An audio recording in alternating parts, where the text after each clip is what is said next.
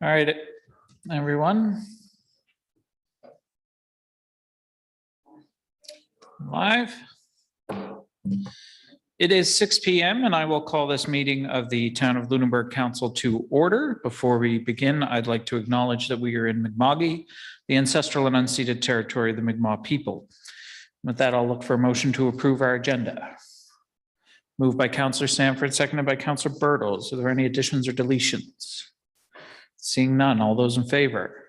Opposed, the motion is carried.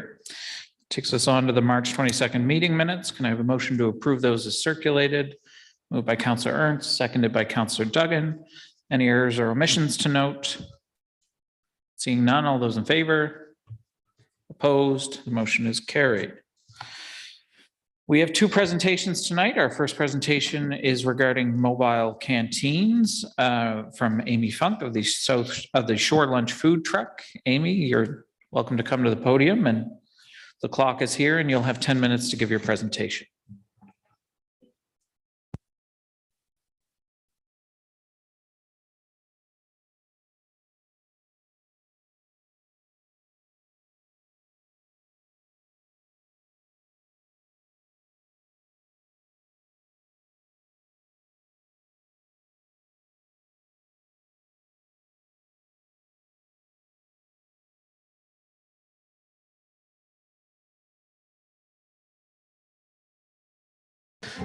Amy, sorry, can you just turn your mic on there?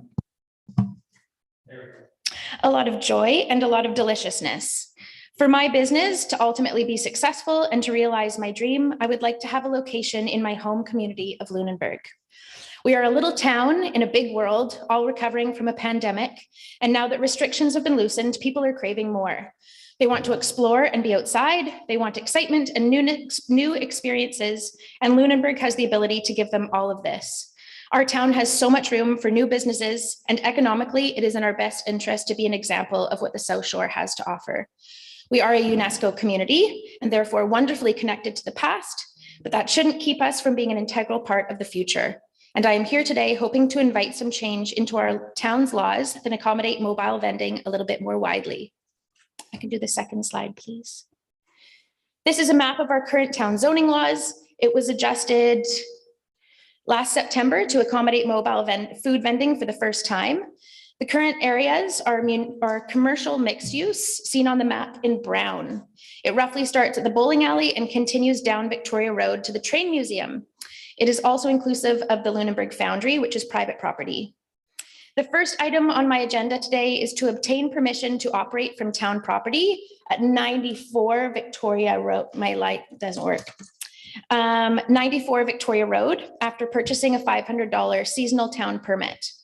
This spot is within the current permitted zone and is therefore allowed under the current bylaw.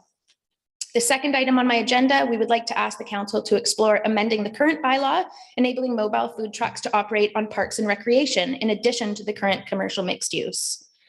And I'll talk more about that at the end, but just, we are a new business. So as an introduction, Shore Lunch, third slide. Shore Lunch is a smashingly fashionable food truck serving sushi on Nova Scotia's South Shore. My mission is to provide delicious and healthy food that brings culinary diversity to our region with fresh ingredients directly from local farmers. This business will be providing a much anticipated variety of flavor that is both affordable and dietary friendly. My menu has been carefully created to not compete with, but to augment our vibrant culinary scene. I have heard many celiacs and vegans passing through Lunenburg exclaim that French fries and salad are the only foods they've been able to eat in their travels. It is so important to recognize the needs of diversified clientele, both tourists and locals, and Shore Lunch fills that gap. I, the chef and owner, attended the Pacific Institute of Culinary Arts in Vancouver, BC in 2010, where I was awarded the Canadian Chefs Congress Eager Beaver Culinary Scholarship. I spent 4 of my Lunenburg years working at Lincoln Street Food for the owner and chef, Paulo Corbaltaldo, where I won Taste of Nova Scotia's Server of the Year award in 2016. I have worked so hard during my time here to set my roots firmly and to win the trust and respect of locals. I have both invested interest in what the local consumer wants and genuinely care what would make tourists happy. I am a young female entrepreneur, and I have taken a great leap this past year, building this kitchen and business from the ground up, all during a pandemic and with a baby. I spent many years planning the perfect business to balance my talents and family, and starting this business has taken blood, sweat, and oh so many tears, and I am really hoping to win the support of my hometown to help me grow. The next slide, please. We at Shore Lunch are also proud supporters of the worldwide movement of plastic-free to-go materials and use all compostable packaging. This has been a huge selling point to our customers and a noticeably positive feature of our business for tourists. We are entirely green with a lithium battery system on board as our main source of power and 4 solar panels on the roof to help keep us topped off on the road.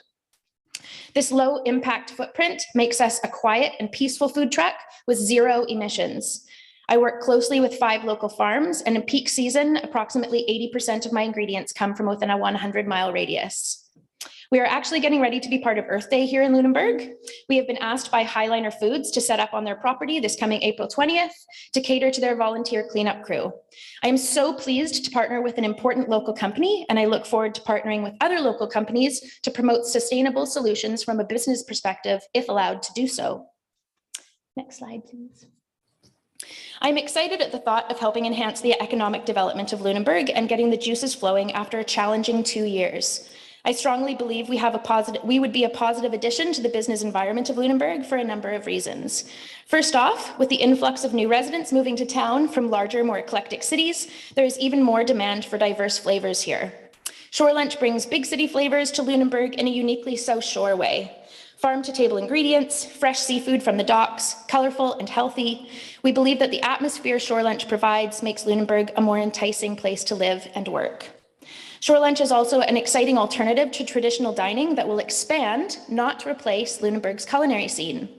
Food trucks are fun and interesting. We cater to people on the go. It's quick, fresh, and affordable. We want to fill bellies so folks can go back to work, get back on their boat, or head out to the beach. It's also great for families who are terrified to bring their kids into a restaurant. People going to dine out in Lunenburg's outstanding establishments will still do so. But Shore Lunch will capture those who don't have time to sit down. We can also handle the overflow from many long lines outside of restaurants in the busy summer months, and we're only a lunch spot, which is when Lunenburg is at its highest capacity, so we don't infringe on evening dining. Plus, Shore Lunch is a destination unto itself. With only a few months operating under our belts, we have collected over 2,000 social media followers and acquired many local regulars, some of which are here today. And the most unique and alluring characteristic of Shore Lunch as a food truck is that it's absolutely gorgeous. It fits in perfectly with the UNESCO aesthetic, plus folks love to take pictures in front of it. Next slide, please. My experience so far with this business has been very positive. Last fall at Saltbox Brewery, even my 1 day a week was a benefit to both businesses, and I will be there again on Wednesdays this season. They were incredibly accommodating and charged me nothing to be on their land, as I proved to be a value-added asset to their community and business. I've also felt incredibly welcomed by both Bridgewater and the Lunenburg municipality. Bridgewater's mobile vending law, which is 13 pages of very comprehensive rules, provides me with a 1-year permit for $200. This allows me to park anywhere there are parking meters without having to pay them, or on private commercial property with permission from the landowners. Both of these locations serve as examples of food trucks harmoniously coexisting with local food businesses. Next slide. First off, as I said at the beginning, we would like to operate from town property at 94 Victoria Road, the big blue building between the farmers market and the bowling alley. This is within the permitting zone of commercial mixed use land and therefore is allowed under the current bylaw. We would like to operate there 1 to 2 times a week from May to October for approximately 3 hours a day. We understand that the cost of the land use is up to the council's discretion, and as a value-adding business that is only using the land 3 to 6 hours a week, keeping in mind our positive impact on the community, we would like to use the land free of charge as we do in other towns after purchasing the $500 town permit. Next slide, please. In regards to amending the town of Lunenburg's mobile canteen bylaw, the current permissible land is outside of downtown Lunenburg. It has very little foot traffic, fewer tourists, is a distance for customers in the downtown core to walk for lunch, and is far from the bustle of town where a food truck business would thrive. As it stands now, the bylaw for mobile canteens in the town of Lunenburg bylaws is not quite fleshed out and could use some finer details. If Lunenburg is to truly accept food trucks, then a more comprehensive plan is needed. In light of this, we would like to offer the following points for consideration. We would like to propose an in-house amendment to the current town bylaw, re-examining the land use for mobile food vendors within Lunenburg. We believe there are several locations that would benefit shore lunch customers and other businesses if mobile vending was accepted here as it is in other Nova Scotian towns. Next slide, please.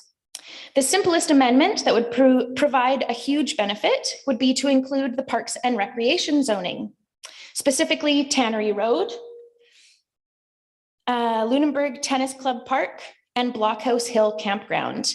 These locations already contain picnic benches, have ample space for a food truck to park, and are not immediately adjacent to current food establishments. This would also help draw customers to other areas than the downtown core. We are also suggesting that there be a limit to how many food trucks are allowed in each location at one time, avoiding any crowding of the authorized spaces. And lastly, we acknowledge how much time and effort goes into a bylaw amendment and do not take the steps involved for granted. As food truck owners, we would be happy to be part of the discussion, providing feedback and suggestions when useful. We are excited to see Lunenburg's achievements in these next important few years and would love to be a part of its future. I think that's everything. Thank you so much for your time and attention. We are very, very grateful for the assistance and cooperation of the town hall staff in getting us this far, and hope council also sees the potential of what we've brought forth, both for the success of Shore Lunch and the future of Lunenburg. Thank you, Amy, for your thoughtful presentation and your remarkable time management, finishing with just 1 second to go. Really? Yeah. I worked really hard on that. You're a shining example. So we'll open the floor to 5 minutes of questions of councilors, if anyone has them. Councillor Halverson. Hit my new button. You mentioned in your presentation about solar powered. I did happen to notice there were some propane tanks on your truck. So do you use those in conjunction for cooking, or are you all electric now? I have, so the 4 lithium batteries on board, they power everything. So my fridges, my freezer, my lights, my everything. And then when I unplug, when I leave Walters and I unplug, I get at least some power coming in from the solar panels. I use an off-grid really tiny stove and oven. And so the propane, like it would take me probably 2 years to go through that propane. And it's just, it's so little that it's just exhausted out the side, but it's, I don't actually do any cooking during service. It's like I bake cookies before I start, basically. Yeah. Mm-hmm. Thank you, Councillor Halverson. Any further questions? Seeing none, thanks for your presentation, Amy. And I know it comes up later in the agenda and we'll deal with it then. Okay, you're good to go. No problem, thank you. Next, we have Pam Vino from the South Shore Genealogical Association. Is our next presentation, and Pam, you have the floor for 10 minutes.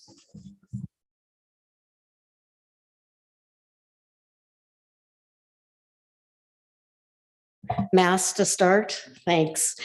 Your worship and Deputy Mayor, councillors and guests, good evening. Fawn Creaser sends her regrets. You won't know who I am. My name is Pam Vino. I grew up here on the South Shore, and in fact, my Vino and Mosier ancestors were among the 1753 early settlers. I did start and worked for Parks Canada for many years, and in fact, even though I started in Nova Scotia at Port Royal and the Halifax Citadel, my career actually took me across the country, where I was responsible for places like Fundy, Yoho, Kootenay, Lake Louise, Banff, and then just before my retirement, the last few years, I was actually in Ontario, where I led the establishment of Rouge National Urban Park and was also responsible responsible for the national parks and national historic sites in Ontario and the canals. But hey, I came home and I'm so glad to be here, and I'm glad to be here working for the society. And tonight I'm here to tell you about a collaborative project to improve wayfinding and enhance visitor experience at Hillcrest Cemetery. I'm here to ask you, the town, as the owner and the custodian of the cemetery, for your permission and also your involvement and your support for this project going forward. So second slide. Now, Hillcrest Cemetery is of extreme importance, and certainly for the community and also for visitors who come to town. They come here to remember their loved ones, to trace their family roots, and also to view the headstones of both early settlers and prominent residents. Now, many of the headstones, as you're probably aware, are illegible now over time. And also because of the cemetery's large size and its configuration, even though it has a great prominent location, it's very confusing for people as they try to make their way amongst the different pathways and whatnot. So certainly the cemetery would benefit from some very sensitively and respectfully developed and placed signs and markers. And also really, this would be high quality materials and high quality signage, minimal amounts of signage. And this would really help. It would support as well the town's comprehensive community plan and its objectives related to beautification, to marketing, communications, and identity, those objectives tied to both heritage and economic development. Next slide. The components of the project are really three things mainly. We want to put a large wayfinding map panel on the small cemetery building. Tied to that would be a dispenser for a printed piece, a map, a brochure that would inform people. And as they walked about the cemetery, they would learn about the town, the cemetery, the early settlers, the project, and the partners involved in it. And we're already working with both the Board of Trade and the Academy Foundation. As well, the main part, I guess, if you will, would be these small markers close to the ground that would be placed at the grave sites of prominent citizens and the earliest settlers. And that would allow for the translation or of text so that it could be there when people can't read the headstones anymore. And we'd also, of course, use other ways to track the visitation and the use of these, and also to evaluate the success of the project. And of course, the town, again, as the owner and the custodian, would be involved in all the decision-making about the style, the quality, the text, the design, and the placement of these panels. Next slide. We've based our budget on a variety of things. We've had discussions ourselves. Some of us have experience doing large and small signage projects. We've also received quotes as well for the various pieces. So for this particular set of components, our budget is just under $12,000, as you can see, and you'll see the breakdown of the different items there. If we're successful with our grant application to the province would provide 75% of this budget, and we would be responsible to come up with the 25%. And that's about $2,800, just under $2,900. And then, of course, over the years, we could continue our fundraising and be able to pay for more of these headstone markers to go in. Next slide. So I'm here tonight, again, on behalf of the Genealogical Society, to ask the town for, first and foremost, a letter of support to accompany our grant application. And secondly, for hopefully in-kind support to contribute to the installation. And we would hope that the labor required could be combined with work that would be naturally going on in the cemetery, and we could opportunistically have the materials, the signs installed at the same time. So thank you very much for inviting me to come tonight, and I'm happy to take any questions. Thank you, Pam. Are there any questions of council at this stage? We've got 5 minutes for questions. Councillor Sanford.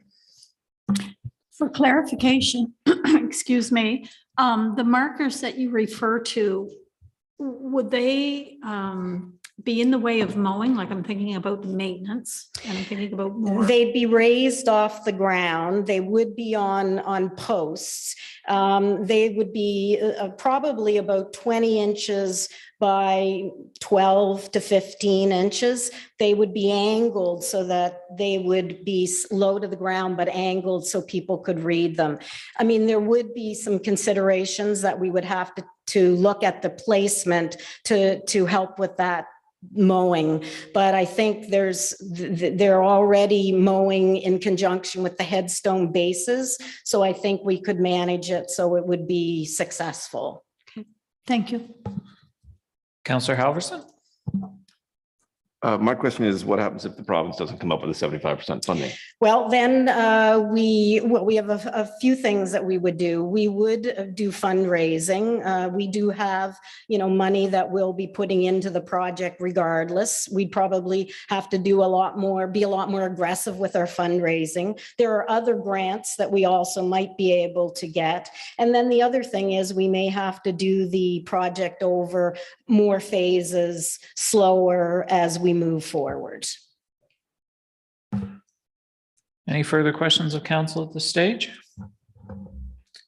I've got a quick one, Pam. Yes. These things, once they're done, are always great, but then they have a way of winding up on the town's books over time. So I'm just wondering, I don't think the operating and capital replacement costs for something like this are going to be terribly significant, but you envision the Genealogical Society. We would be spearheading, sorry, I didn't mean to cut you off. No. Yes, we would be spearheading this. So, we would be including in our budget. You'll see I have 10% contingency in the budget now.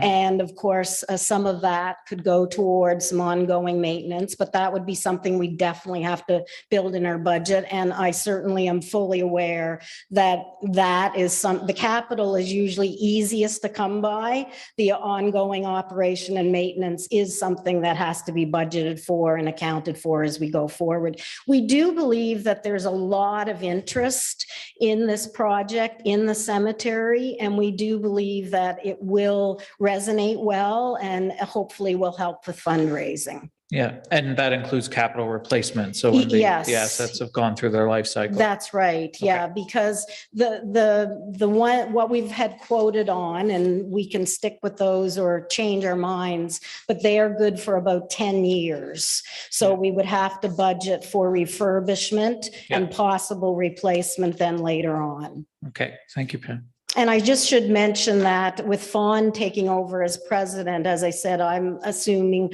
her role as on programs and public relations and marketing. So the fundraising aspect would be part of my workload too, as a volunteer. Okay. Any further questions at this stage? Seeing none, thanks for your presentation, Pam. Thanks You're again. up later in the agenda as well. So we will address this then. All right, that takes us on to correspondence. There were 3 pieces of correspondence, which are there for everyone to read. After that, there's no business arising from the minutes or unfinished business. That takes us on to committee meeting minutes, recommendations, reports, and notices of motion. The Remo advisory minutes are there for information. That takes us on to the committee of the whole meeting minutes of March 15th. There is one recommendation there, and it is this year's operating budget, which was discussed at committee of the whole. I am listed next to that as the chair, but if somebody would like to move the operating budget as it has been recommended. Moved by Counselor Sanford, seconded by Counselor Ernst. I think we've all been through this, and Lisa gave an excellent presentation at committee of the whole, so I think we're good for now. Is there any discussion or debate? Counselor Halverson? Just getting in here, I just noticed the sticky on this version of the budget. What's full debt and recovery and sewer rates? What's the difference here in what we've seen? Well, at the committee of the whole meeting, we discussed sewer rates and we discussed an option for the sewer rates. And so that budget is just incorporating that full debt recovery for the expansion of the plant. It's just that it wouldn't have been in the version that we would have had that evening. Right. So that's all that it is. We remember we discussed this. Yeah. Okay, thank you. Any further discussion or debate? Seeing none, all those in favor? Opposed? Motion is carried. That might be the quickest operating budget in history. That takes us on to the Project Lunenburg Steering Team meeting notes, which are there for information, and Protective Services Committee meeting minutes from March 24th. There are 2 recommendations, and I will pass it over to the Deputy Mayor as the committee chair. Can I just step out? Yes, sorry. I even had that written on my agenda and forgot it. Councilor Bertels declaring a conflict there. Thank you, Your Worship. The first recommendation is to approve the draft 2022-23 Protective Services Operating and Capital Budgets to the Town Council and the Districts 1 and 2 Fire Commission with the proposed 50-50 funding sharing for the replacement of the rescue truck and the ventilation system. I would so move that recommendation. Okay. Is anybody willing to second? Seconded by Councilor Sanford. Is there any discussion or debate on that recommendation? Seeing none, all those in favor? Opposed? The motion is carried. There's also a second recommendation there. Thank you, Your Worship. We may have to discuss a little bit of the wording of this because I'm just to have clarity, but the recommendation is that Town Council and the District 1 and 2 Fire Commission approve that the Protective Service Committee conduct a review of the existing service agreement. And my question is that the Protective Services Committee conduct the review. I guess they should oversee the review. I don't know they'll be conducting the review. Would that be?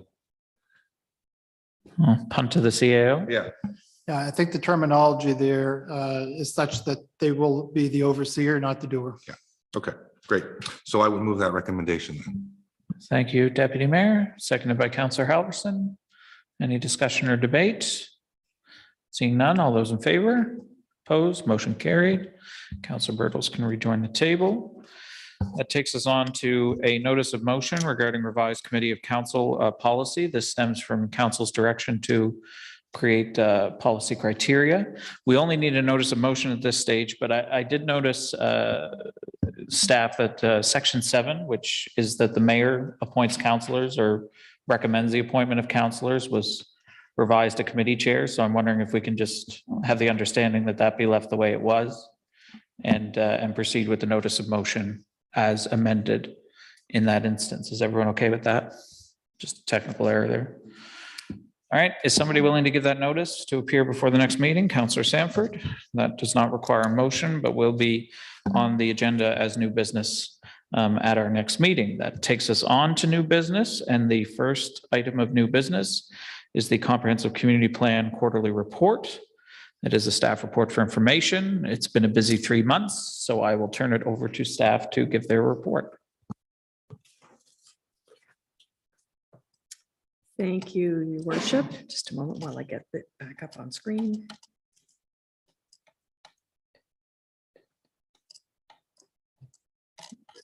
Sorry, there we go. There we go. Thank you. This is the fourth and final quarter of 2021-22, which was the foundation year of the CCP's 5-year plan. The formatting of the report is a little different this quarter. Each strategic direction is displayed with its milestone chart from the annual work plan that came out last year after the budget was passed, displayed against the final Q4 status. You'll note that there are, I'll just jump ahead to one. There are Red check marks next to completed milestones and tan check marks next to partially completed items on the upper chart. Oops. There we go. The action summary chart is a timeline snapshot of all 35 action items over the 5 years. This chart indicates that all action items receive some attention this year. As we go forward, more strategic prioritizing will be necessary.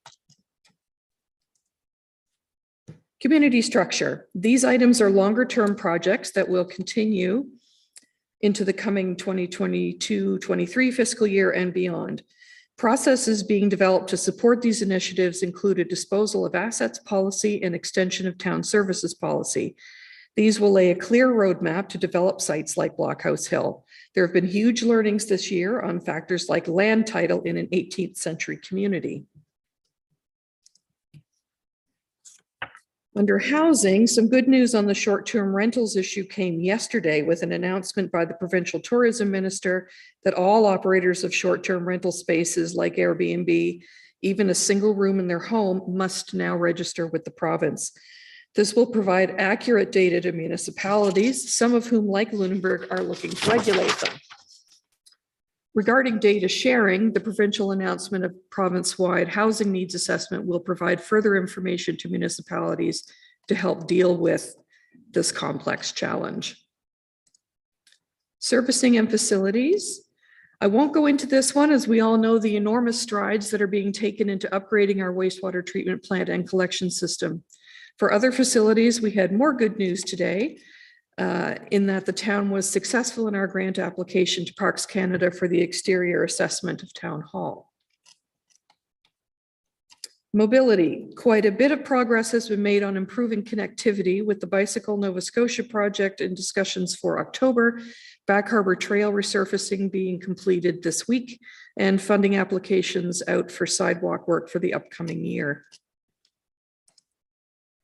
Economic development, the foundation milestones for 2021-22 have all been completed, and we look forward to the next steps in this area. The pending annual work plan for 22-23 will bring us to the next phase. Heritage, all of these items are tied to the Heritage Conservation District Plan and Bylaw revision work underway and will be addressed in those documents expected this fall. Urban design. A few accessibility projects were completed in compliance with provincial direction this past year, such as our municipal action plan and accessibility audits of some town buildings, such as the recreation facilities. Several further accessibility projects anticipated for this coming year have been deferred until the 23-24 fiscal year. One project that we we'll see over the upcoming summer and fall is a tree planting program. Staff are very excited about it, and you'll be hearing more on this soon. Environment and sustainability. Several of these items are to do with sea level rise. Regulations for new builds have been included in the new land use bylaw, but we are awaiting provincial guidelines on the Coastal Protection Act to proceed further. Culture and recreation. The action items this past year are mainly cultural, to do with the town's adoption of equity, diversity, and inclusion. This has taken another big step with the agreement of our neighboring municipalities to take a Lunenburg County regional approach to anti-racism and anti-discrimination efforts. Our consultant team has pivoted to consulting with all 5 municipalities and Acadia First Nation to develop a regional committee similar to how accessibility was handled in Lunenburg County. There will obviously be quite a bit more to come on that.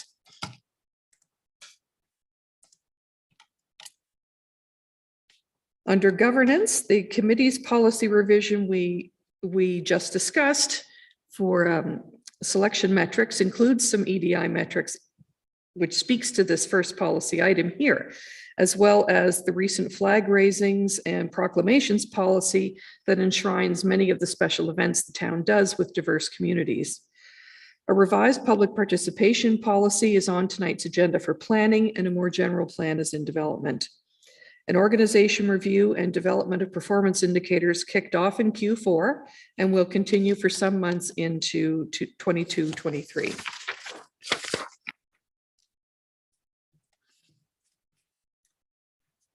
Next steps, management staff had a very productive CCP workshop day last week, and we will be scheduling follow-ups with each other and with council. The next deliverable is the annual work plan for 22-23, which will follow the completion of budget approvals. The form of CCP reporting, such as these quarterly reports, will be revisited, and we'll come back to you on that as well. Thank you for your time, and let me know if anyone has any questions. Thank you, Heather. And I think I can speak on behalf of all of council, and I thank staff. I think this has been the most productive quarter in our advancement of the comprehensive community plan objectives, and we really appreciate all the work everyone's been putting in. Are there any questions with regard to the quarterly report at this stage? Seeing none. Oh, CAO, you have a question? I'd just like to build on Heather's comments to a degree. The next regular scheduled update on the CCP would be in the month of July. I believe council only meets for one council in the month of July. I'd propose that we defer that update, allow us to continue to move forward on the key performance indicator project that we're working on, as well as looking at the internal reporting methodology for council. I really feel there's an opportunity to make it more informative and more of a discussion oriented and priority setting process, rather than just telling you things that you probably already know. Because most of these initiatives have previously come to council for your consideration. So I think there's a better process, and with your blessing, I think I will pass on to the future CAO of the organization that the July update can be deferred, and that we'll continue to work on a better methodology for council to be informed on the progress. Thank you. Thank you, Kevin. You stole my joke about, you still being here in July, but otherwise, we will, I take it council's unanimous consent is that can be deferred while a new process is established. Okay. That takes us on to the South Shore Players signage requests. There's a staff report if anyone would like to quickly summarize that for council's benefit.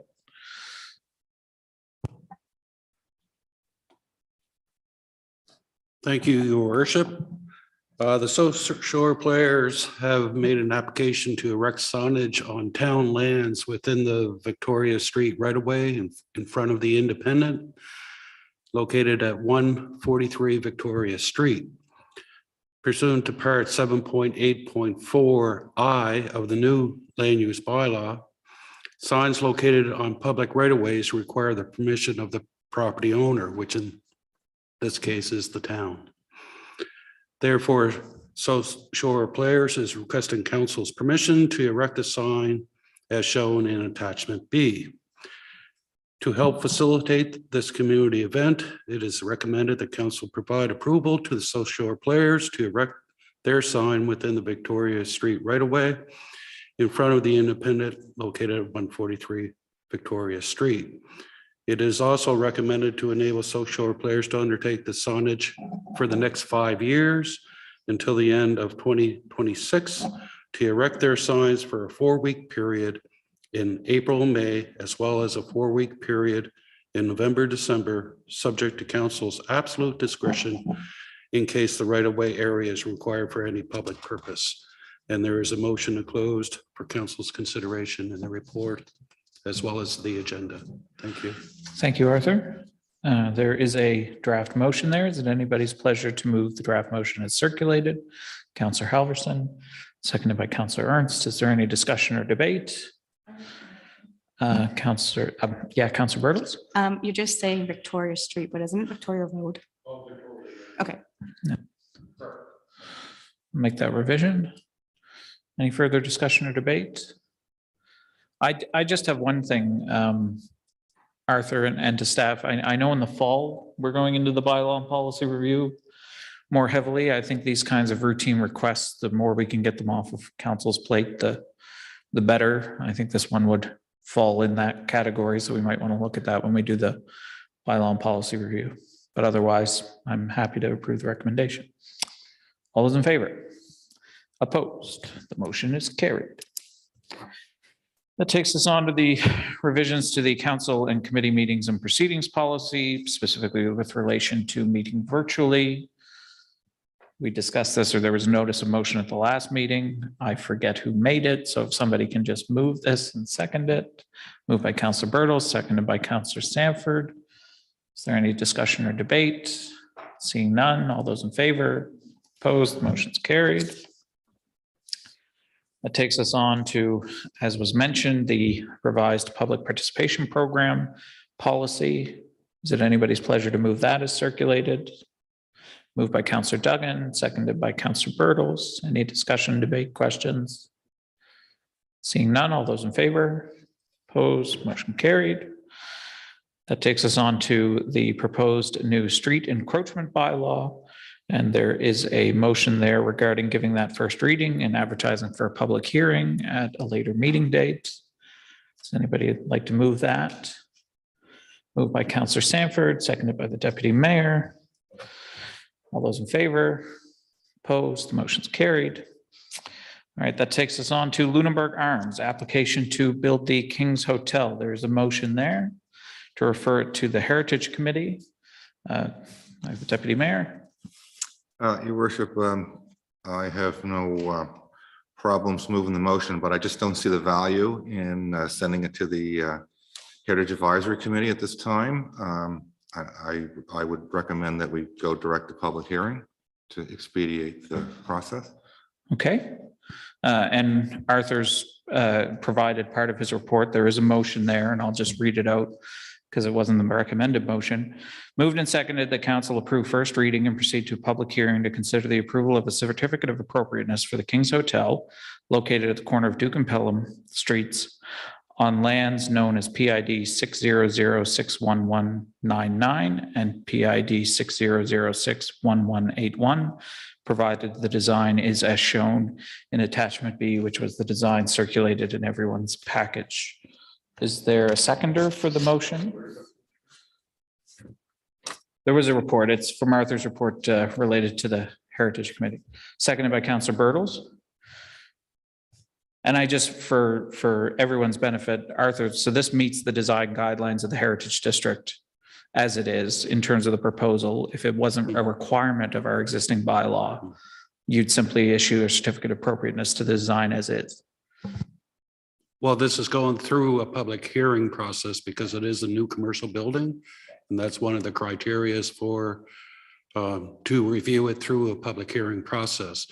I did a review. It's attached as attachment A to that report.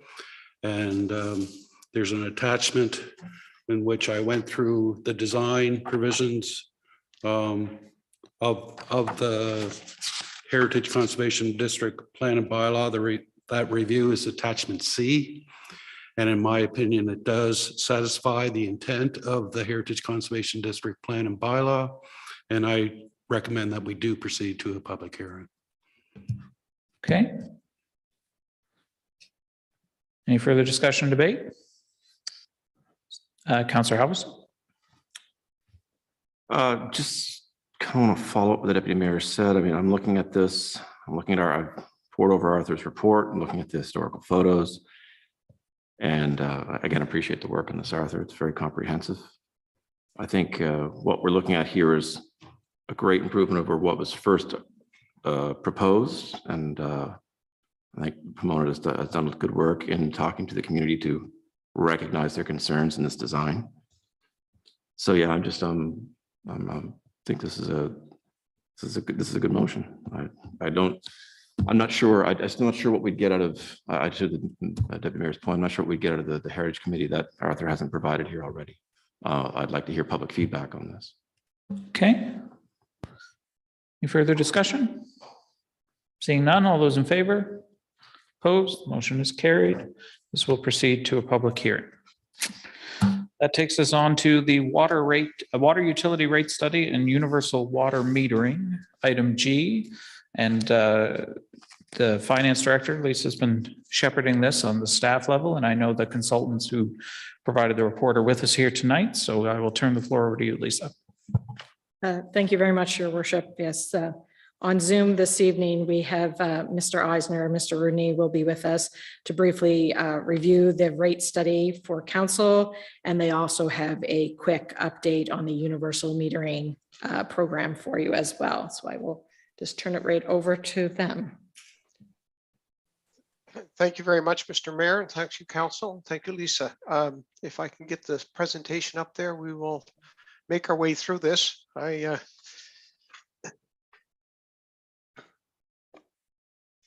Hopefully. Can we have the PowerPoint presentation?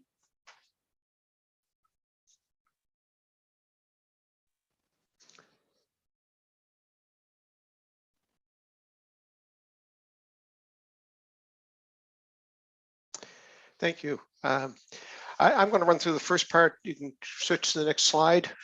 I always have intro slides so we can move them quickly.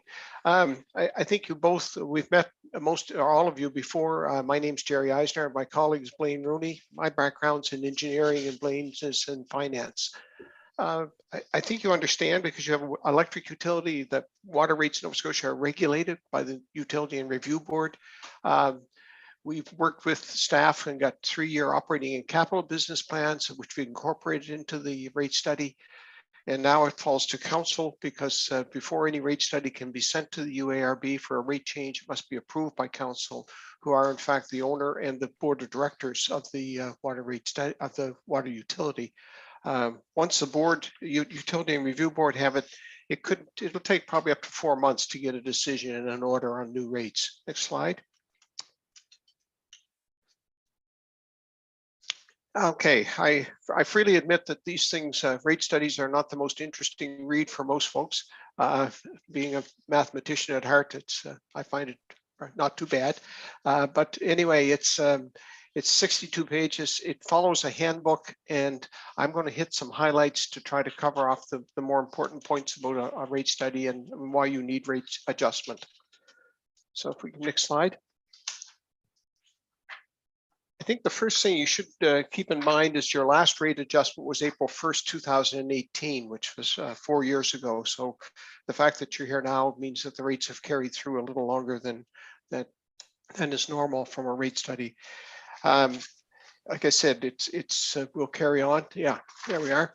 So on this slide, worksheet B1 or page 8 of the rate study is actual. What it is projects your expenses into the future, but it takes your existing rates. And the point of the slide is to demonstrate that a rate adjustment is warranted and needed. In your case, and on that slide, 4 lines up from the bottom, it indicates that the utility will run a deficit of $109,000 and change, around 133 and 176 in the next 3 years without a rate adjustment. So it's time to get the rates adjusted to avoid being in a deficit position. Next slide. Slide B2 is one of where we really just tally up all the information from B1, and now we project it out for the test years, which is normally a 3-year period. In your case, that's the year starting 22, 23, and 23, 24, 24, 25.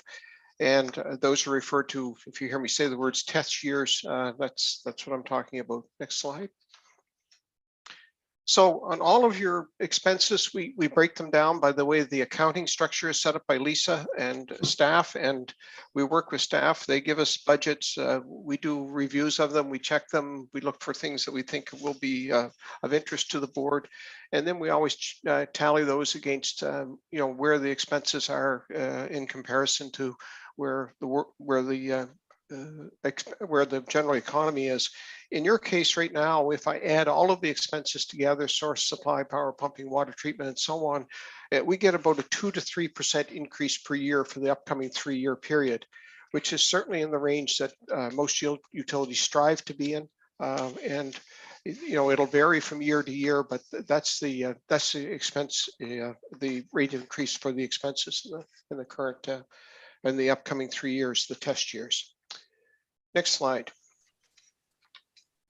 So during the rate study on B3, we take all of the capital spending, depreciation, and funding. Your depreciation fund is healthy. It has about almost $1.7 million in it today. we're not anticipating any new borrowing whatsoever during the test periods, even though the spending is planned right now is $747,000, $285,000 and $835,000 in the next 3 years on capital works. So those three things together, and it will actually end up, based on our calculation, you should end with about $1.5 million in your depreciation count when it's all over, which still leaves you in a very favorable position. Believe me, we work on some utilities where that number is, if it could exist, it would be in brackets. So that's gives you a picture of how this capital spending is handled. We calculate depreciation for each item that's capitalized. We include that into the rates because depreciation must be funded as part of the Nova Scotia Utility and Review Board's handbook on accounting for water utilities. Next slide. This slide, I bring it up each time. I do one of these presentations because people often wonder how we strike a fire protection rate. And in actual fact, what we do is we take what you have in service right now. We look at all the things that you've built in the past, and they're all recorded. And we allocate those expenses or those that physical plant on a percentage basis. So it's a dollar value to start with. We allocate it as percentage basis towards either serving water to a customer or fighting fires. And so I tell everyone that, the easy ones are meters, water meters. They do absolutely nothing when the building is on fire. So they get 100% to general service, to water delivery. And hydrants, fire hydrants, who get allocated 100% to fire protection because people, when they're getting their morning up and washing the dishes, the fire hydrant serves nothing for them. Everything else falls in between.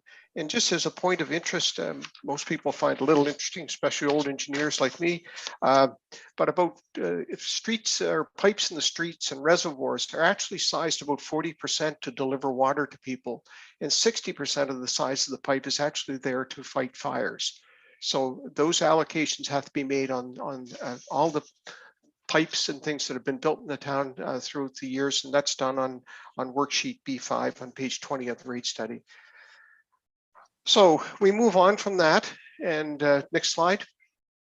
We then carry on to where we would be with the fire protection rate. Your current fire protection rate is about $331,000. When we do the detailed analysis on that B5 sheet and the expenses, it appears we feel it'll be $325,156, and we're asking that rate be struck for all 3 years. That's in fact the rate for the third year. We ask for it to be struck all 3 years, and that has the effect of moderating the rates on the customers while still giving the town the lower rate than what's existing there today, which is so it really is not a change in the fire protection rate. Next slide. This one. This slide allocates the revenue required between base charge and selling water, what we call the commodity charge, or the per 1,000 imperial gallon charge.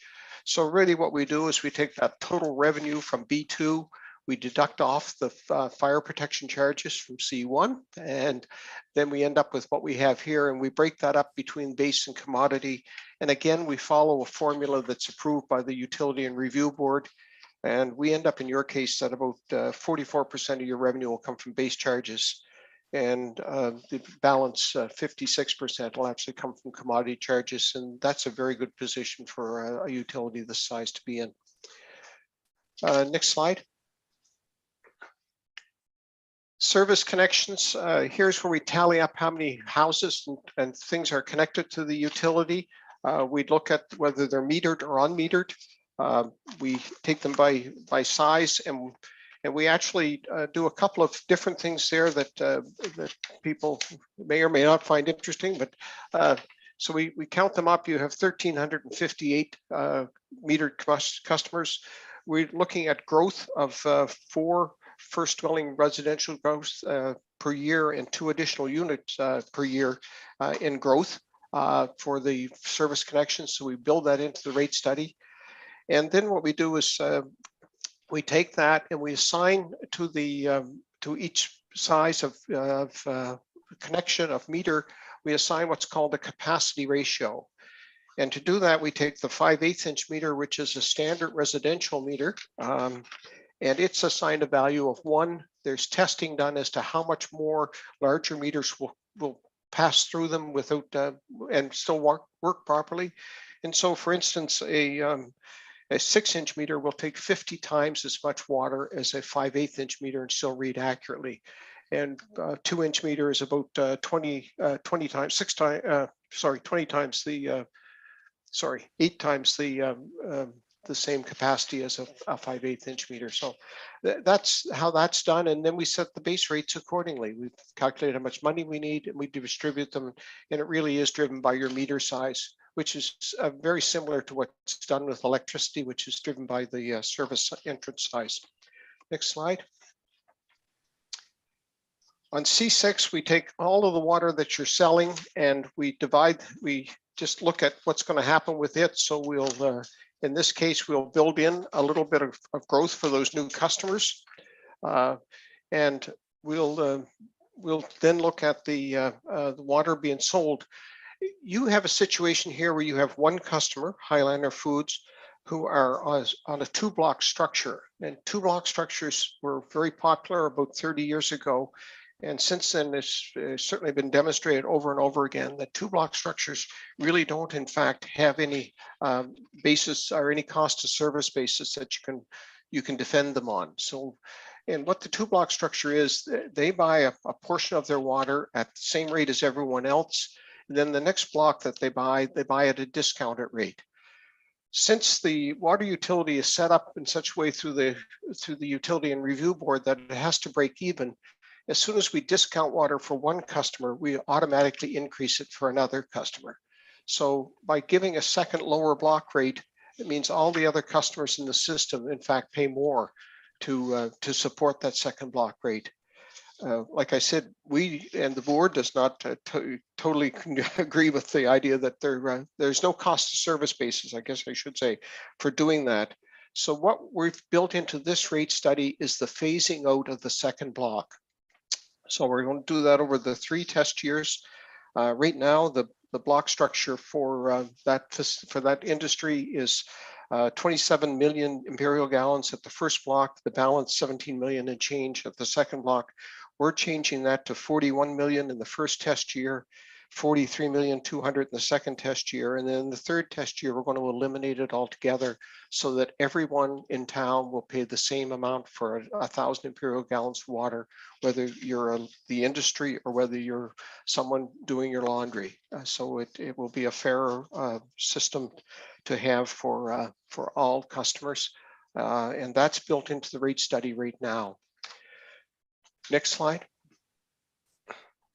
So we have on C9, and Lisa kindly called me this morning and told me that I had forgot to change the dates on C9. So anyone that goes in, you'll find the wrong years at the headers on the rate, but the rate study is fine. It's not that they're not rates for 3 years ago.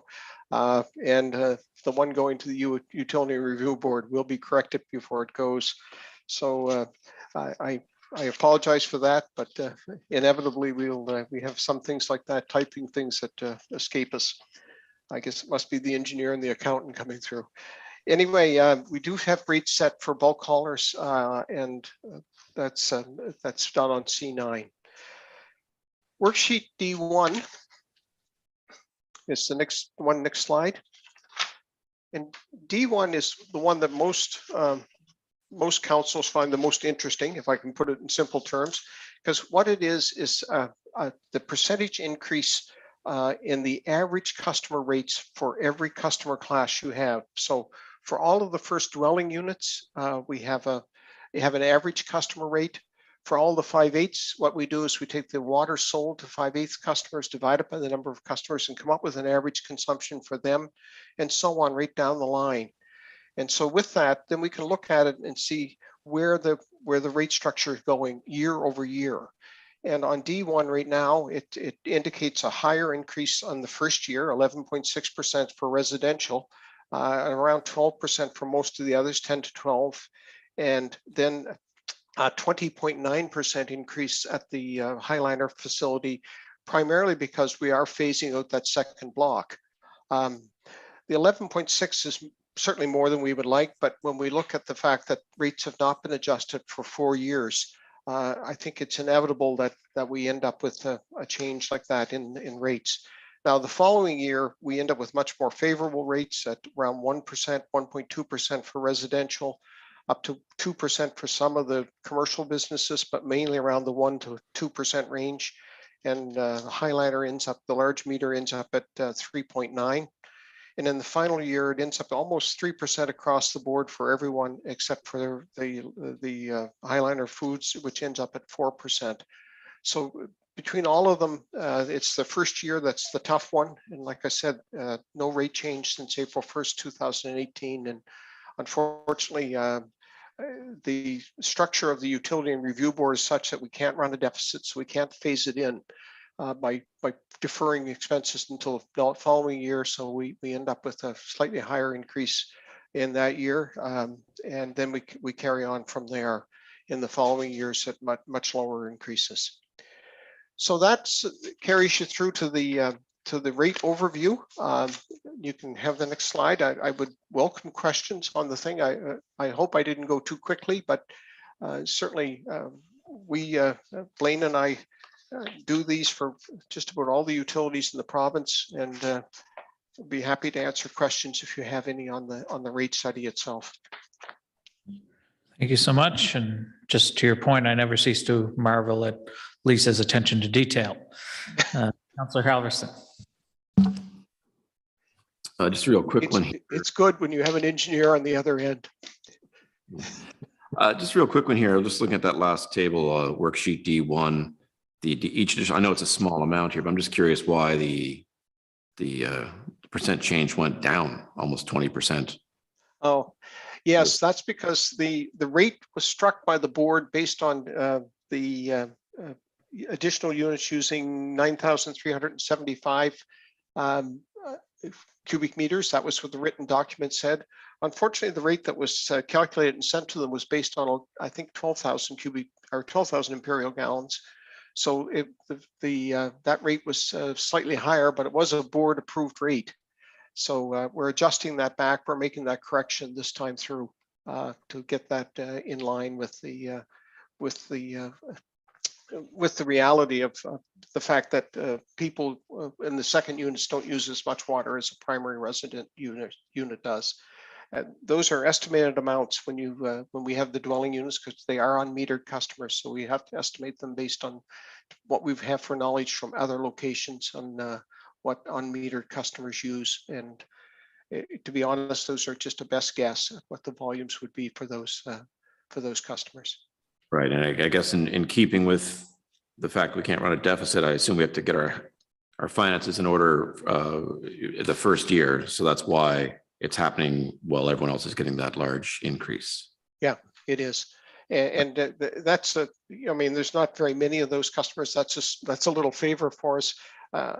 Like I said, unfortunately, we worked with everyone and we tried to get the rate of increase the first year as low as possible. But we could only do so much with changing the block rates. By increasing the block by the fact that it goes up by 20%, actually drives down the residential rates and drives down everybody else's rate. But we kind of had a guideline that around 20% was a point where we probably shouldn't go beyond that. So then for the last 2 years, we just phased in the last two rate increases to eliminate that second block. And that has the benefit, as you'd see in the second year, Highliners at 3.9, where the average customer is around 1.5. I did have one further question. I'm not sure who to direct this to, but I'm a little concerned that we haven't increased rates since 2018. Why? Why did this get missed? I have a feeling I'll answer a little bit and I'll let Lisa carry on, but I'll tell you, we're finding it pretty common. The world of COVID made a lot of confusing times for water utilities. And in fact, I don't think, Blaine, we did any water utility rate studies for 1 year there because of COVID. So it's really backed up in the system. And what you're seeing is what we're finding almost everywhere. And that is that 1 year when everything was confused and staff were allocated and expenses were all off and repairs were minimized and new work was minimized, all sorts of things happened, and it made it look like the books were pretty good, but in fact, they were just sheltered because of the amount of activity and the that was happening in the utilities and with availability of staff too. Yeah, I think you, excuse me, I think you've had a surplus up until now. But as Jerry said, part of what we've been noticing with COVID is a lot of work just didn't get done because you couldn't do it. And so it was a sort of a false surplus. But now that it's getting back, the expenses are going back up, and that's creating the deficit in the coming year. Lisa, anything to add? Well, no, I think the gentleman explained it very well, but I think too that we've had some additional expenses with like moving from operators for 1.5 full-time equivalent operators to 2 full-time operators. So it was just that we're sort of at this point where we needed to do this. It wasn't that something was missed. It was more so that we were having some years where the expenses were lighter, and that we're now noticing that and need to move forward based on that. Right. I accept all your explanations and I appreciate that. This is now a big pill for everyone to swallow in this 1 year when it seems like this should be something, this is housekeeping. Like we should be doing this on a regular basis, I thought. On the residential basis, I don't want to belittle the fact it's 11%, but it comes out to just slightly over $4 on a monthly basis. So it's around $16, $17 for a quarter. So it percentage wise, it looks bad, but the real money involved is still going to have to come out of someone's pockets. But like I said, I'm not minimizing that in the least, but the amount of that has to be raised is around $4 to $5 a month. We'd be happier if it was 3%, believe me. Any further questions? Councillor Sanford? I'm not quite sure how to frame this, so I'm going to ask you for your patience, but it goes back to when we spoke previously regarding, the water metering.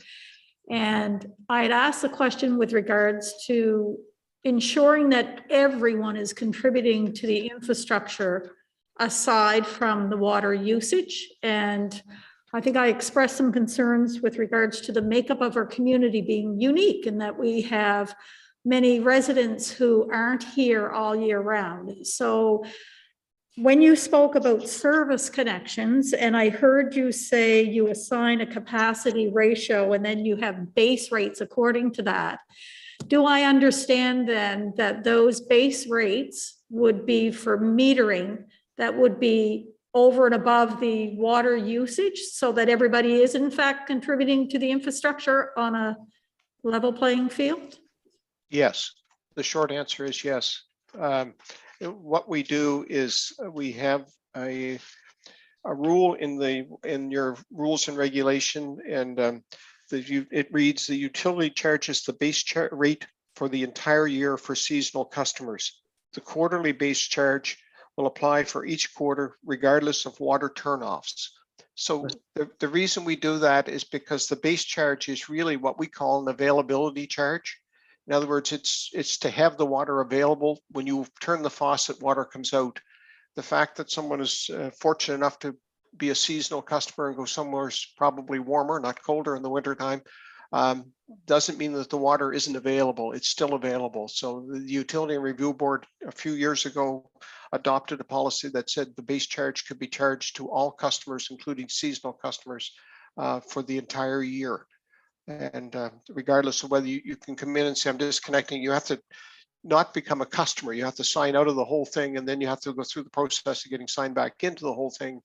And there are service charges for doing that. And in most cases, I haven't checked yours, it's usually at best a wash for the customer, and sometimes it's more expensive for them to leave and come back.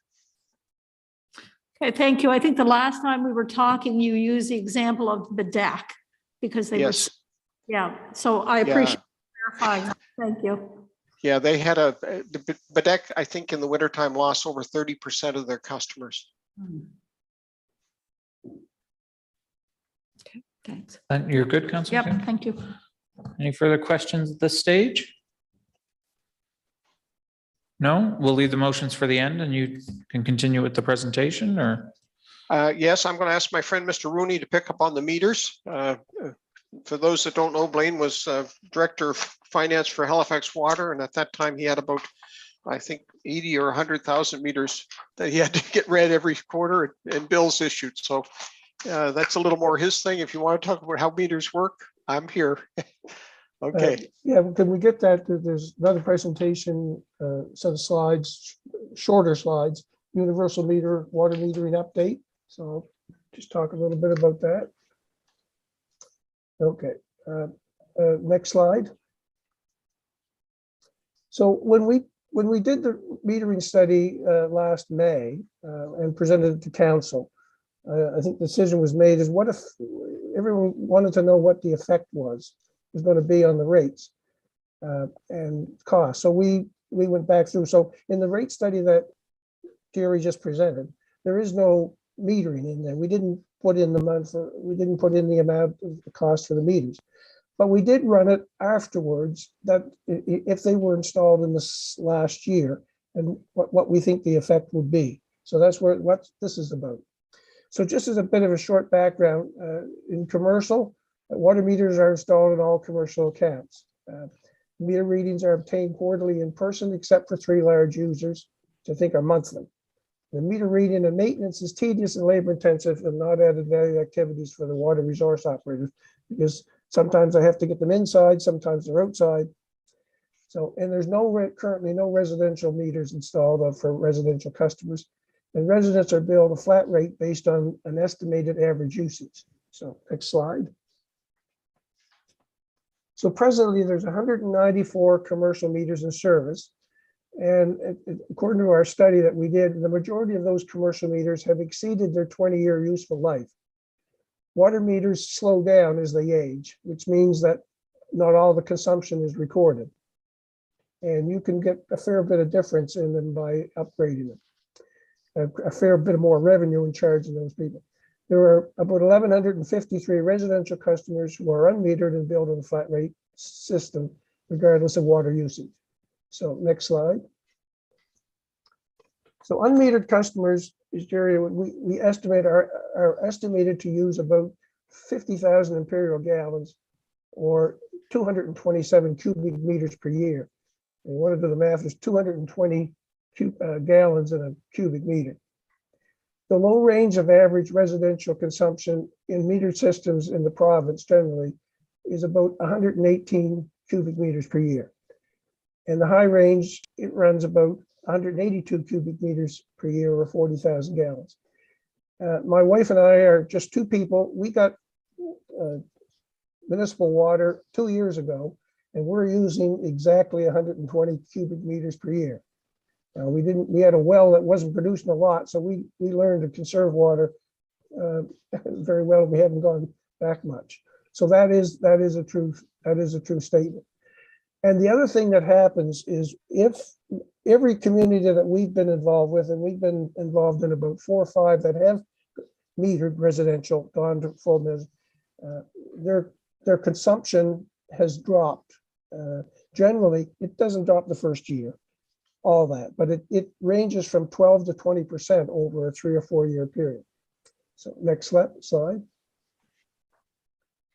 So the proposed scope of work for the metering project was to purchase an upgraded system hardware and software for the meters, replace or upgrade the 198 commercial water meters. The bigger ones can probably be refigured. Install 1,063 new residential water meters. Lead time to fully implement the universal metering program is estimated to be 3 years. So if you do the start of next year, it would take you about a year after you get a contractor to purchase and install the meters.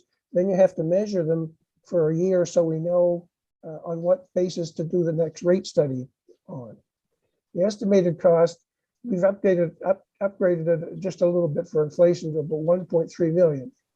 And you do have existing funds in your accumulated depreciation fund to handle this. It would significantly deplete it, but you also have a capital reserve fund that almost has $650,000 in there that you may be able to use. And you may be able to apply for some grant funding. I don't know what's out there for, but water metering, I would think, would be considered a pretty green project. Next slide. So the additional costs, well, when those meters are installed, so for the next rate study, if the project goes ahead, it will be about $65,000 annual that we'll have to include in the rates for the next rate study to do that. There will be some additional reading and billing costs, and they're estimated to be around $25,000. So you're looking at about $90,000 in additional costs to do the meter. The billing system will take it. There will be reduced consumption, which means there's more water available through customers through densification. I don't know if your treatment plant is nearing capacity or your supply has got issues, but there will be reduced consumption, no doubt about it. Reduced consumption also means less wastewater flow and reduced operating costs. There won't be a significant number of operating costs. I mean, your only really two variable costs for treating water are electricity and chemicals. You still need the same number of operators if you drop 15% or so, but there will be some, and you may be able to, if there's reduced wastewater flow, there may be some lessening costs there. And the other part that I want to mention is that universal metering will enable a water loss control program to be implemented, as all consumption will be metered and can be measured against production. You really can't do a water loss control program without universal metering. Next slide.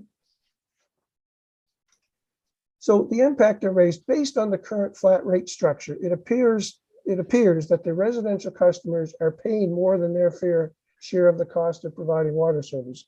As I said, we've estimated and built the rates that they're using 225 cubic meters of water because there's no incentive to use less. We don't know what they're using, but based on that structure, if after metering they reduce their consumption, then their portion of the bill will go down, and the commercial will have to go up to replace it because they are paying for theirs based on their actual consumption. So based on that, we did include those costs and it did a rate structure. And if the residential customers reduce their consumption, their bills could actually go down, and the commercial customers would pay approximately 10% more. Now, the reason that is the commercial customers now are taking about 69% of the water, and we're estimating that the residential customers are taking the other 31%. But all customers would pay fairly for the water they use. Even your residential customers would have the ability to impact their water bill. Now they don't. Whether there's one person in the house or 10 people in the house, they all pay the same. That's the basis of a flat rate structure. So that's about the update. That's the update. I mean, on the metering part of it, like I said, if the decision is made to go ahead, it would be almost 3 years out before we would be back and applying for rates based on a fully metered structure, because it would take you that long, and so we'd have to factor that depreciation and those additional costs and any conservation in those rates. So I think that's it for my slides. Thank you, Blaine. Are there any questions of Blaine? Councilor Bertels? If you can just clarify for me, underneath the slideshow showing existing meter system, you're saying you have 194 commercial meters in service and 1,153 residential customers. But underneath your proposed scope of work, you're saying you want to upgrade, replace 198 commercial. So you're going to upgrade 4 more, but then you're going to install 1,063 new residential. So 90 people less aren't going to be getting meters. Am I confused or? Well, no, the way your structure works now, I think you have a flat rate, you have a rate for a residential customer, And then there's some that have like apartments in them and there's like additional units in them. There's so many additional units. If you were to meter them, you would only put 1 meter in. I think in answer to your question, I think there's a typo. I think it's 194 both places. Yeah, for the commercials, but Yeah. the residential ones, in some cases, it could be the second, that second unit, because for somebody that has an apartment in their house, you now charge a premium for that apartment. You know, but they would only get 1 meter. If you only had 1 service to the building, you would only put in 1 meter. They may use more water, but that would be reflected in the basic consumption charge that they would pay. Have we answered your question, Councillor? Because I do believe that there is a typo there, that they both should read 194 as my recollection calls it. Yep, that makes sense. Thank you. Yeah, sorry about that. Okay, any further questions? Councillor Halverson? I guess I just want to be clear on this too. I'm looking at $1.3 million coming from the accumulated depreciation fund. And then it says depreciation 65 annual, just doing the math here. So that's just annually over 20 years. You're just taking that 1.3 and dividing the cost over 20 years. Is that how you've come with that number? Yeah, the depreciation rate is specified in the county utility handbook for water meters is 20 years. That's about when they should be being replaced. It somewhat depends on the quality of the water and that, but they generally have a life of 20 years. Yeah, and I will say to council that, you know, we use 50,000 gallons. We have some data that it implies that it would be more than that. Primarily what happens when water is unmetered is a lot of leaky toilets and leaky faucets do not get fixed. And a lot more water is spent watering the lawn. And as the engineer in New Glasgow, or it was Andy Ganesh told me, watering the sidewalk in the summertime. So he used to say he walked to work and every day the sidewalk was wet. And then when they installed meters, the sidewalk suddenly dried up in the morning when he was walking into work. Because people realized that all of that water that they let run all night with the lawn sprinkler actually had a cost associated with it, and they could save money by not doing it. So the reason we use the high numbers because there is data to support it. The reason it goes down is because people suddenly are seeing that they're being charged for it. And like I said, something like a leaky toilet, I'm not saying every household uses 50,000. I doubt very much if they do. But something like a leaky toilet, I can attest to you as someone who had one in his house while he was away on vacation. It's really quite amazing how much water goes through one of those puppies when they're leaking. Do we have any information on, by moving to metering, you pick, I don't know, the best case scenario of how much water we won't, or how much water we'll save in consumption? I can do that math for you. I think you will end up myself around. 1 second. Can you 1 second? Yeah. Thank you. Like I said, use your best case scenario, whatever it is you want to use for consumption that we're going to save. Do we have any indication of how much savings that actually equates to over 20 years? Yeah, just Well, as I give me a said, second here. our estimated consumption for residential now, based on the larger number, the 221 cubic meters would be about 261,000 cubic meters a year. So if you take 10% of that, it's 26,000 cubic meters a year, and if you double it, it's 52,000 cubic meters a year if it's 20%. So it's probably going to be somewhere between 26 and 52,000 cubic meters a year. That would be my guess or estimate. So if we're going to say 20, take the high number, 52,000 we're saving per year. What does it equate to in a dollar figure? Savings. Well, right now that's about 11 million gallons a year. Just so if you want to put in the other terms, and you're selling water for, the going price in this rate study is, oh, sorry, I gotta go back a couple of more pages here. in round figures, let's say that it's heading towards $5. So it's going to be around the $5 mark, $5 to $6. So that's per thousand. So as you divide that by 1,000, multiply by the 5, I'll do the quick math here. And multiply by 5, 6. Shit.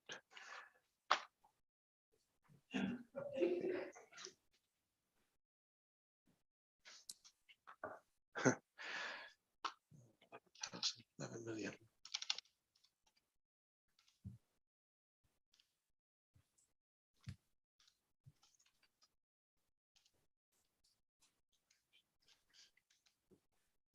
Yeah, I would say you will get back probably at least somewhere in the range of $60,000, $75,000 a year. Just as importantly, as Blaine says, what it does is it frees up capacity at your existing water treatment plant for new customers.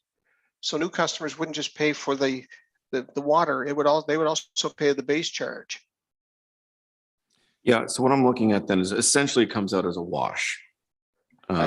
It does from a finance point of view, from an operating point of view. I think on the leak detection side, it's really invaluable. Well, that was going to be my point, is that we're doing this to make our system more efficient. We're not saving anything through it, but it doesn't actually cost us anything, and it is a more accurate read, and it's better for our. Yeah. See, right now what you have is you have a system whereby we can measure how much water you deliver from the water treatment plant, but we don't know how much you sell. Right. Okay. So we don't know how much is missing. Oh, exactly. Right. And the missing is where all the dollars are. Yep. Okay. If you can find those leaks, if there's leaks, and I have some experience dealing with coastal communities, having grown up in Nova Scotia, leaks that occur around the tide line are very difficult to find because they're submerged, and leaks that are submerged don't make near as much noise and rattly sounds for the leak detection guys as the ones that are in a dry condition. It's like your garden hose being shoved into a tank of water. You can't hear it run, but if you take it out, you can hear the water running. Yeah. No, that explains things perfectly. Appreciate it. Yep. And just the only thing I would add to that was the other thing that would change would be people would be billed for what they use. Right, so a 2-person household and a 12-person or an 8-person household would generally use different amounts of water. Well, they would pay different rates. Yeah, same rates but different bills. Thank you, gentlemen. Any further questions of council? Seeing none. Okay, we'll move on. There are 2 motions.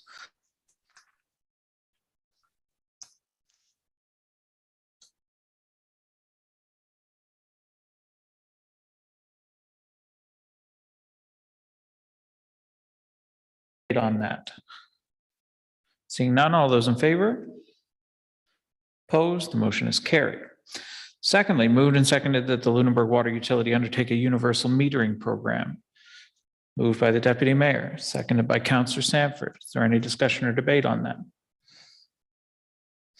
All those in favor? Opposed, the motion is carried. Thank you, gentlemen, for your report, and Lisa for your hard work on this. That takes. We thank staff and we thank council for your time tonight. We know it's not the most exciting topic, but it makes us quite happy. If the water didn't come out when we turned on the taps, it would get exciting real quick. So that takes us on to item H, which is the capital and operating variance report of February 28, 2022. The finance director is here with the staff report. I will turn the floor over to her.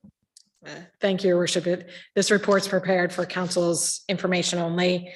I guess the only items that I would perhaps highlight is it does give you a capital status update, but we've been talking about that extensively when we were doing our capital budgets and about carryover projects.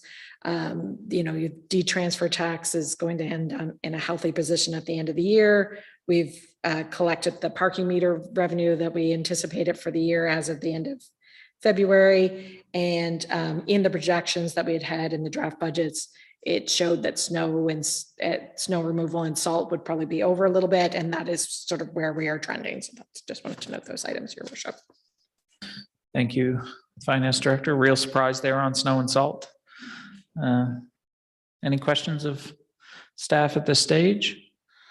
I just have one, and it's in relation to carryover, and I'm just wondering, what are we doing to make sure that this coming year's capital budget limits carryover? Certainly, I can speak to that, or the CAO can. We've actually struck a capital planning committee that we meet every other week, and we've gotten some good plans in place, and real excitement around getting the budget approved early, and it's allowing us to go out and get prices early, and so we're making some real progress there, Your Worship. Appreciate it. We look forward to that. We know it's a lot of work, so it's important that it gets done.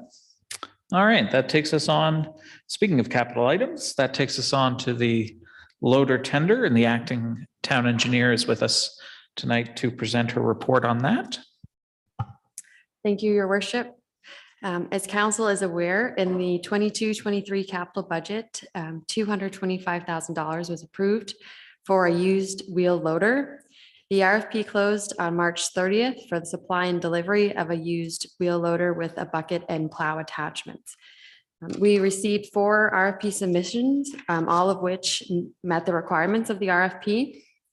The Komatsu loader submitted by Wilson Equipment Limited is the newest machine that was submitted, and it is a long-standing reputable brand in commercial use. The Komatsu loader is the smallest machine that was submitted, and it is the same size as the loader that we currently have now. Therefore, it is small enough to fit through our town's narrow streets and corners, yet heavy enough to adequately plow on our steep hills. The plow attachments that come with this Komatsu loader are brand new and will arrive in November. The loader also comes with 2 years of regular warranty, 5 years of powertrain warranty, and remote machine monitoring. The machine is also currently available for delivery. This loader, the loader price is $228,500, including net HST, which is $3,500 over the 22-23 approved budget. Public Works just purchased a half-ton truck for the 2008 van replacement at a cost of $30,000, including the net HST. The amount approved in the 22-23 capital budget for the van replacement is $40,000. Therefore, the van replacement budget item is under budget by $10,000, which will offset the additional $3,500 required to purchase the Komatsu loader without impacting the overall 22-23 budget. There is a draft motion at the end of the report for council's consideration. Okay, there's a draft motion as provided. It's anybody's pleasure to move that as circulated. Moved by Councilor Bertle, seconded by Councilor Halverson. Any questions? The acting town engineer. I actually have a question of the interim CAO. Looks like he's trying to slide out early, putting a pseudonym down there. Kevin Mallow. You just 1 foot out the door already, is it? Don't even say it. All right. Any discussion or debate? Seeing none, all those in favor, opposed, the motion's carried. All right, that takes us on to the mobile canteen, which is a request from earlier. There is a staff recommendation that a report be prepared concerning mobile vending. Anybody's pleasure to move that as circulated. Moved by Councilor Halverson, seconded by Councilor Bertles. Any questions, comments, debate? Seeing none, I just have a quick one with relation to the next 2 items, and I'm fine with the items. I'm just wondering, I know staff are stretched right at this juncture, and I don't want to add or distract to workload. And I'm just wondering if I can get a sense from staff with these 2 as recommended, is that going to present any difficulties?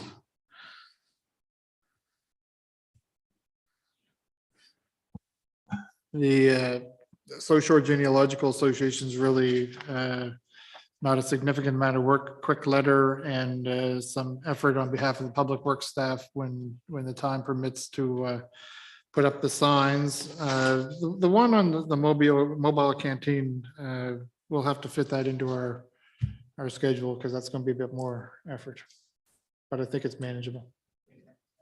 Yeah. He says as he's on the way out, so somebody else gonna have to pick up that ball.